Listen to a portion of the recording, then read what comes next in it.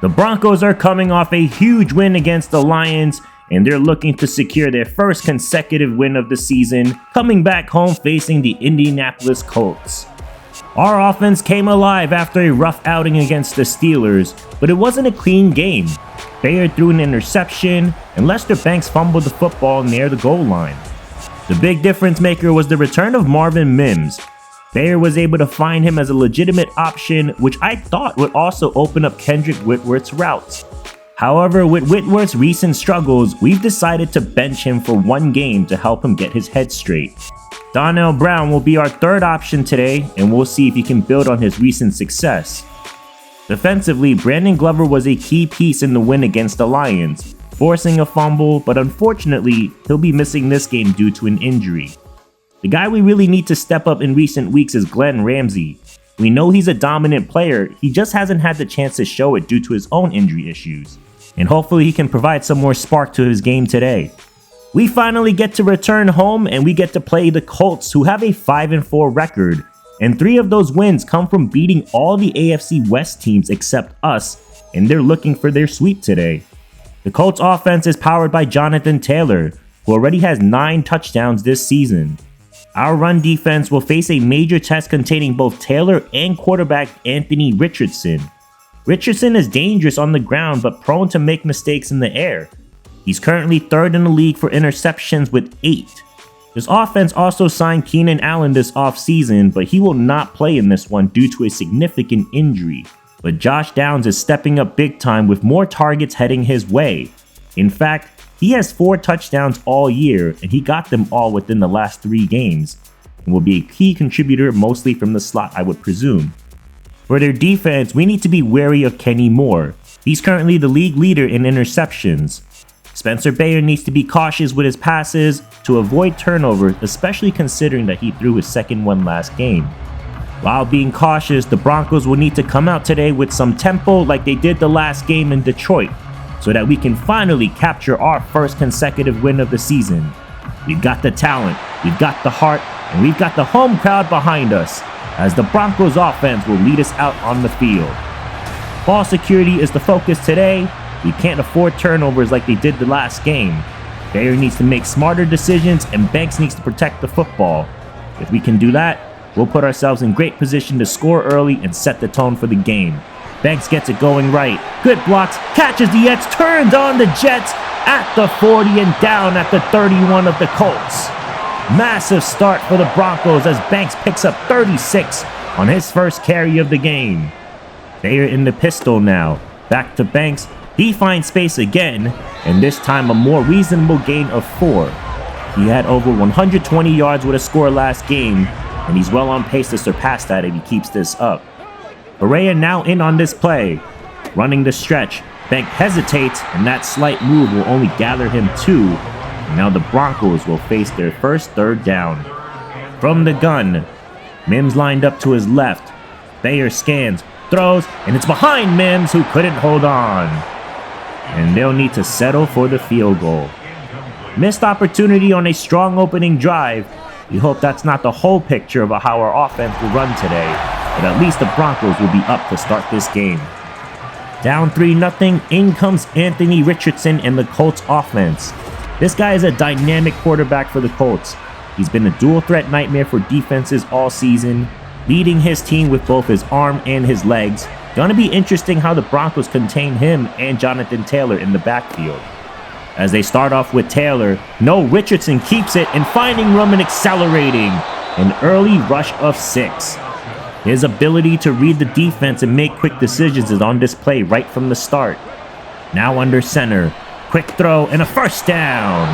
Michael Pittman with his first catch, and that connection is still very much alive, even with all the other pieces surrounding the Colts offense. Now from the gun, Richardson scanning. He's sacked. Nate Gills is back, added to his hot streak. He's got 4 sacks in the last 4 games. Now throws over the middle and completed. That's Alec Pierce with the tough reception. It'll be 3rd and 8. From the gun again, Richardson firing left. 2 men open. He's got one of them, gets a block, and there he goes. Touchdown, Indianapolis. Niles Ellison, second-year tight end, makes the big running catch, and the Broncos lost not one, but two guys running the same route on that play, and they trail just like that. 7-3 after a wild defensive sequence. Broncos stay true with Banks. He follows his blocks and has a lane down the sidelines past the 50, and another big run for Banks. This one goes for 28. Bayer now orchestrating the offense. Back to Banks' left side. And this time the Colts a bit more ready, but still a positive gain of 4. Lester Banks might be extra locked in today after his big fumble last game. Elijah Mitchell gives Banks a breather. Zone run to the right side. Mitchell follows his blockers, charging towards the marker. He's near the first down line, but just comes up short about a yard. 3rd and 1 from the gun. Handoff, Banks, fighting and stuffed. Huge stop there by second-year defensive tackle Cedric Pirine. And the Broncos on 2 consecutive drives start off strong, but only finishing it out with a field goal. But Fairbairn misses the 54-yard try.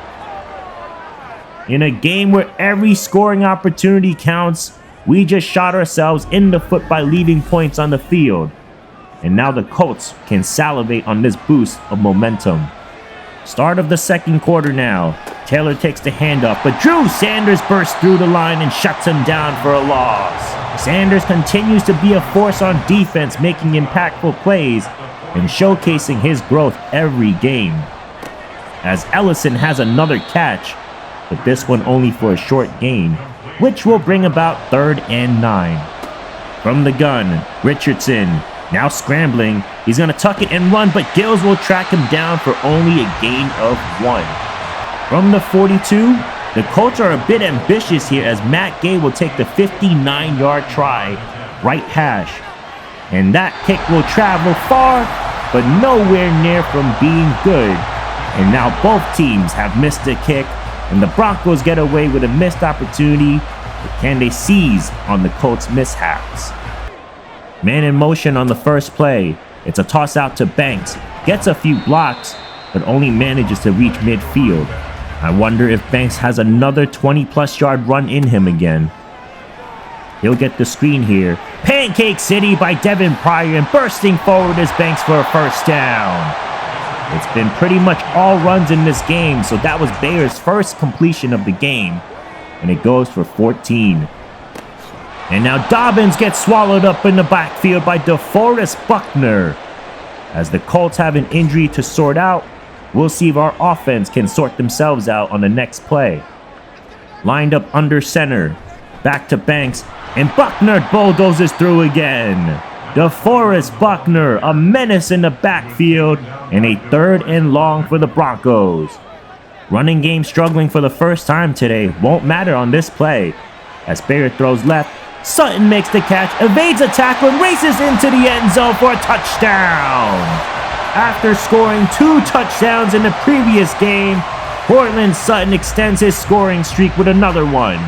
He's really been a key component to Bayer's progressions. All of a sudden, Broncos lead 10-7. Colts trying to get Jonathan Taylor going, but only picks up 3, which is his biggest run of the game out of the 5 carries he's had today. We've done well against him so far. And will continue to do so here. Hufanga first one in on the play, and a loss of 1 as well. Needing 8, 3 receivers lined up left of Richardson. He drops, fires left, Ellison again. Big catch by the former first rounder, trying to raise his stock as one of the best tight ends in the league. Now Richardson running another read option, but Patrick Surtain wasn't fooled. We're seeing a very disciplined defense today, as the Colts offense now displaying their lack of discipline by jumping early for a false start. 2nd and very long. Richardson from the gun, receivers pressed up. He throws, almost picked off. Tony Colvin nearly with number 4 of the season, but they'll get a chance to convert here. He's feeling pressure, opts to dump this off, short gain, and a superb job by the defense once again. Broncos will try to finish this half strong with this drive. Bayer working the pocket. He throws, and completed again to Sutton downfield, and bursting past midfield for a major gain. Spencer Bayer is 3 of 5 for 99 yards. 85 of those yards went to Sutton. On third down, he slings it out left and got him again. Bayer finds Sutton once more, and their chemistry is smooth like butter. Love the rhythm the offense is in.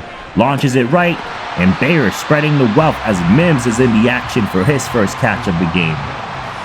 Receivers spread out on 2nd and 6.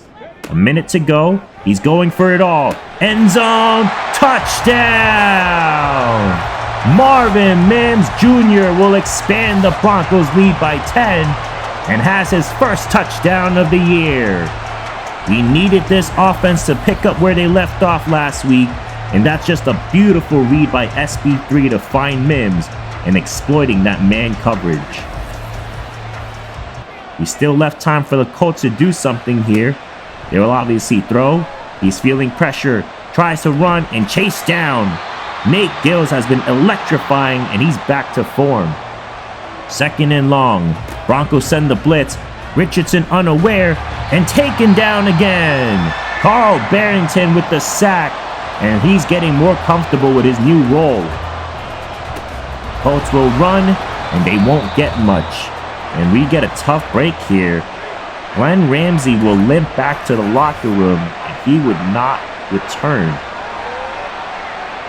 Broncos will operate here with 25 seconds left in the half. Bayer, quick throw, hits Mims down the seams. Taken down at the 44, and the Broncos will burn their last timeout. Need to make this play count. Bayer with time. He gets leveled after the throw. Ball is incomplete, but there's a flag on the play. Roughing the passer, and the Broncos are not going to chance it here. They'll see if Fairbairn can redeem himself after the miss earlier. From 58, and this one is good. What a half as the Denver Broncos lead the Indianapolis Colts with a score of 20-7. Showcasing a strong performance on both sides of the ball. Special shout out on offense to Marvin Mims finding the end zone and Nate Gills wrecking this outstanding Colts offense. We have a divisional matchup. Chargers currently over the Raiders, who we'll see next episode. So this game will be a game to focus on for standing purposes. And the Chiefs hosted the Titans today and obliterated them. Big blowout, and Will Levis didn't help his cause, throwing 6 interceptions in this one.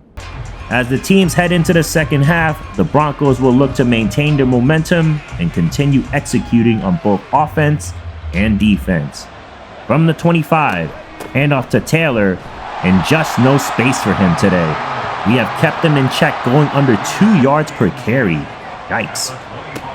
Now Richardson, from the gun, takes a shot deep left side, incomplete. Tony Colvin in on the play for only Richardson's 2nd incompletion of the game. He's gonna throw on 3rd down, can't find anyone, and he's gonna take off with it. Fights through Bush's tackle and moving the sticks by putting his body on the line. Back to Taylor and wrapped up in the backfield. Another loss, this time by Mike Dana. Operating from the gun again. He's gonna float this one, swat it away. Nice play by Drew Sanders, and we'll need to be aware of Richardson's mobility on 3rd down. He's feeling pressure, gets hit, and the ball is loose. Picked up by Nate Gills, and he's all alone. Touchdown, Broncos. Nate Gills with his first career touchdown, cleaning up the play after a spectacular takedown by Carl Barrington on the corner blitz. Broncos did miss the 2-point try, and it's still a commanding 19-point lead as the Colts' next drive takes them to the Broncos' 43. As this is swung out to Taylor, he'll collect it and be brought down for a short gain. Richardson now 8 for 11 passing.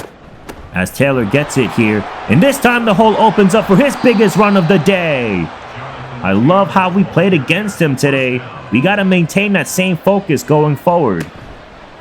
Play fake, Richardson Scrambling, he's eaten alive by Trayvon Washington. First solo sack as a Bronco, and he needs no assistance with his strength. As this pass is caught by Ellison again, who bounces around for a gain of 6. 3rd and 10. Richardson scanning the field. He's going to try and do it himself again. Turns the corner and another big first down with his legs. Unbelievable. One play later, Colts are in the gun.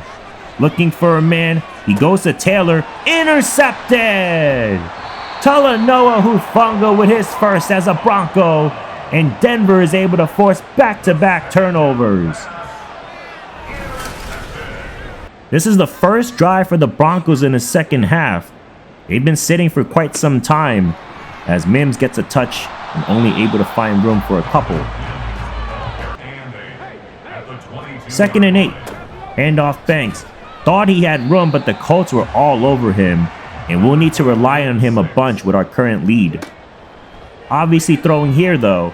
He launches it right, almost picked off. Shaky drive, but they seem rusty after not playing in the second half as we head into the 4th quarter. Colts pass midfield, fires left, and hits the slant on a tight window throw, and Pittman will get them 6. Richardson looking to maximize this drive, and that's connected again. Josh Downs makes the tough grab to bring them closer. 3rd and very short. Broncos sending everyone to blitz, and somehow he evades them all and into the open field. This guy has been a nightmare to stop, and somehow they've only managed to score 7 points all game. He's going to try and do it again. Bush this time tracks him and brings him down for only 4. From the 11, looking towards the end zone, he fires, incomplete.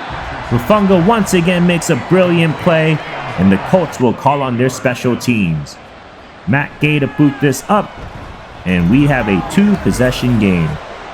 Denver has yet to capture their first down of the second half, but then again, it's only their second drive. As Banks puts it on the ground, and luckily Bayer able to fall on top of it. Banks fumbled last game, but saved by his teammates here. Now Bayer taking a shot right side, and that will fall safely on the ground. This offense is going to be in a whole lot of trouble if they don't convert here. He launches it left. It's completed, but still short even on a great effort. And the Colts are still very much alive. Now Richardson is going to run right. Fires downfield, and a diving catch is made. Big gain as the Colts cross into Denver territory. Launching it right, and that's completed as well. Michael Pittman able to take the hit and secure the catch. One play later, Richardson dumps this off to Taylor underneath, gets a block and accelerating to keep this drive moving. From the 18, they have 2 receivers up top. They opt to hand off to Taylor, who finds some space but only getting 3. That's okay. We want the clock to keep ticking. Richardson's gonna go for it all here. End zone. Touchdown! Jelani Woods able to close up the gap a bit more, and the Colts will try to make this a 1-possession game. They go to the ground, and Zach Allen denies him. All over the backup running back McCune, and Denver will keep this a 10-point game. Desperately needing to convert a first down to close it out, and Banks unable to help the cause with a minimal gain. 2nd and 9, man in motion. Tossed out to Banks, and he goes backwards. Colts defense has come alive late in this one. On 3rd and very long, Bayer is going to take a shot down the sidelines and too far out. And we have under 2 minutes to go with the rookie punter Nicholas Sharp attempting to pin them deep. This one is booted, hits Colts territory but takes the wrong bounce. And Indianapolis are praying for a miracle. Down by 10. Well, Richardson can run all he wants now. Instead, he delivers a strike to Taylor. From the 33. Now he wants to run, and a bad decision there. They hurry it up. From the gun, he fires, hits a man down the seams, and the Colts will burn their first timeout. Third and very short. Richardson scanning. Goes left and wide open near the sidelines as Pittman will take this out of bounds. 1:02 left to play. Ellison in the slot. He drops, throws over the middle, and finds Taylor turning on the Jets, taking this near the red zone. The Colts will talk it over, and let's see what they draw up with 50 seconds left. He scans, fires, got him over the middle again. It's Pittman. Now wasting no time. 3 receivers up top. Quick throw, got him in the back of the end zone. Niles Ellison, his second of the game, and the Colts manage to bring this to 3. Now this onside kick will keep our anxiety high. It's spiked on the ground and into the arms of Donnell Brown, who secures it. And the Broncos will easily take the kneel down and come away with this one. Ugly second half, but we did it. What a roller coaster of momentum swings and clutch plays.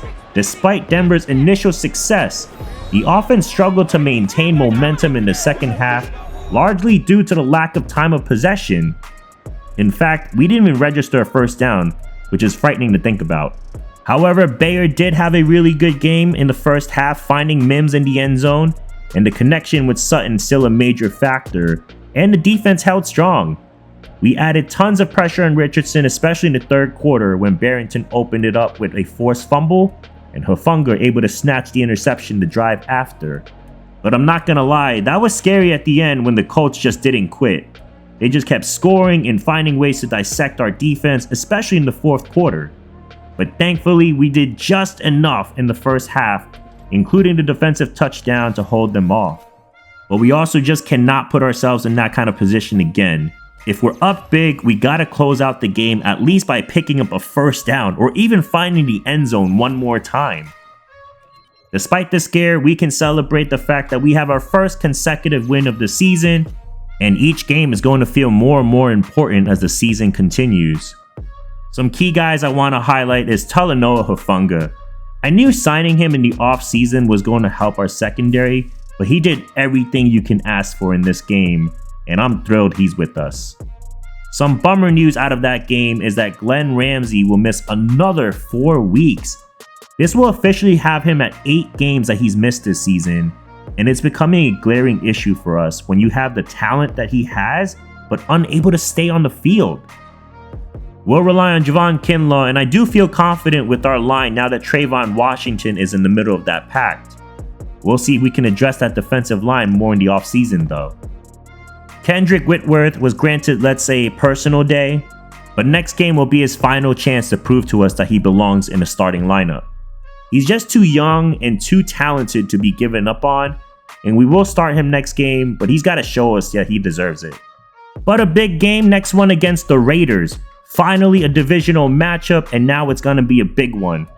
I am also considering combining 2 games into one episode, just so that we can speed this series up since Madden 25 is coming out, and you guys can feel free to let me know which team you think I should rebuild for that. But for now, we'll be locked in on the Raiders next episode. Thank you guys so much for watching. Please subscribe to help the channel grow, and I hope you have a great day. I'll see you in the next one. I'm Monkey C, and I'm out.